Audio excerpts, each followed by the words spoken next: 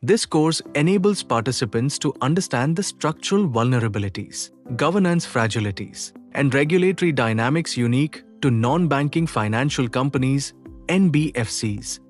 Learners will analyze asset, liability dependence, funding concentration, growth pressure distortions, and conduct-related vulnerabilities that make NBFCs inherently more sensitive to liquidity and confidence shocks.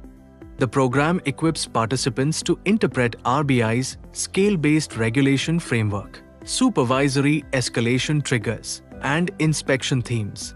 Through real Indian case studies such as IL and FS, DHFL, SHRI, and regulatory interventions, participants will develop the ability to diagnose early warning signals, assess governance maturity, and design robust oversight architectures aligned with sustainable growth.